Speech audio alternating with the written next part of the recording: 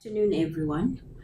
Today we are going to continue with chapter 7 where we left off. Remember, when I introduced the lecture, we talked about the determinants of fixed costs, what increases the costs, and what would discourage investment in countries.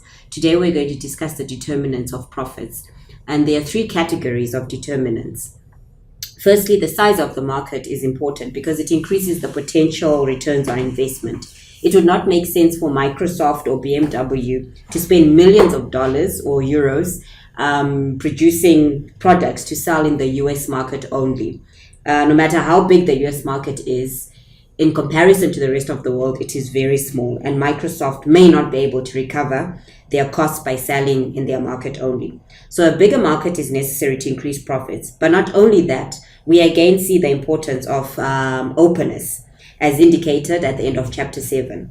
Openness helps to increase the market size for businesses.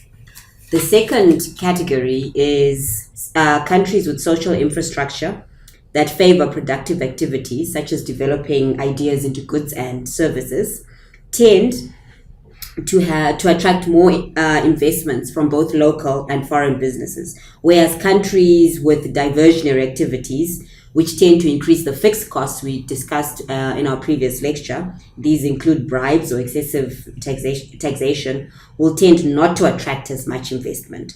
Lastly, a stable economic environment is conducive to growth. Countries where rules and institutions keep changing creates uncertainty among potential investors, and investors don't like uncertainty. They'll pull out their investments, or they'll just go and invest their businesses in other countries. South Africa, an example is South Africa is fortunate enough to have a public protectorate arm that is effective in keeping public officials accountable to the people.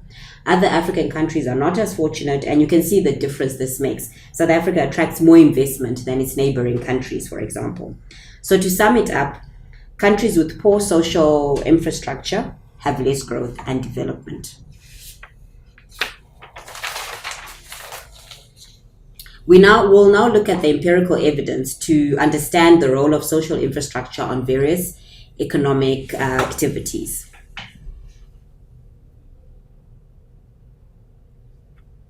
In order to do this, we need a measure of social infrastructure.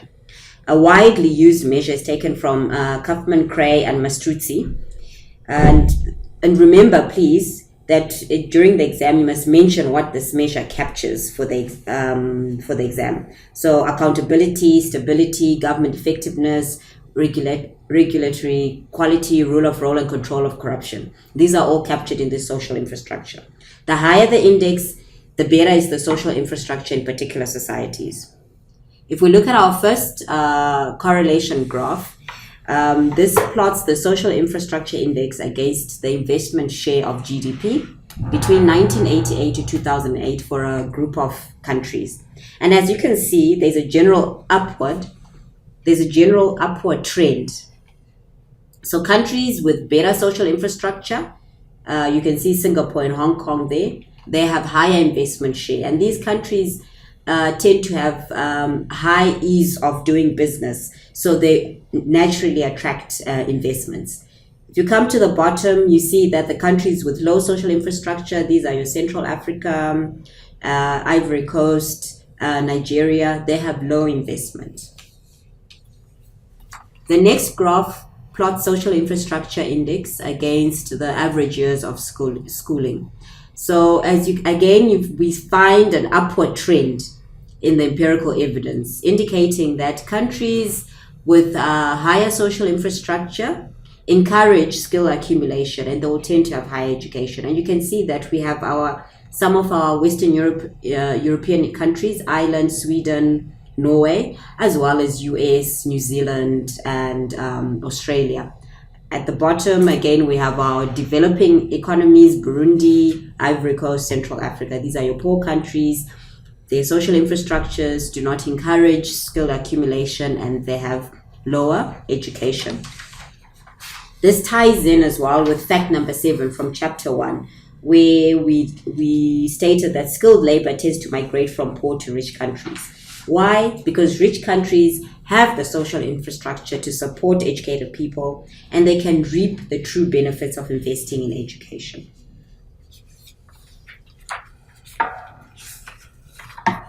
final graph shows the correlation between total factor productivity and social infrastructure gain. And upward trend, your usual culprits are at the top, United States of America, United Kingdom, and at the bottom you have your developing economy. There's a positive relationship between total factor productivity and social infrastructure.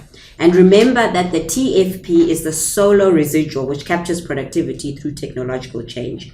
So countries that have social infrastructure that encourage technological progress will tend to have more growth and development. We can also augment the solo model with the social infrastructure index. This is the I in your production function. And in this way, we'll have the direct role of infrastructure in our model. So to summarize, two countries may have similar capital, education, and population, but they can still take different parts of development. Why? Because they may have different social infrastructure. If one country has poor social infrastructure or weak institutions, it will not do as well compared to a similar country with strong institutions. And a typical example would be South Korea and North Korea. These countries are similar in everything except the social infrastructures, the institutions they implemented.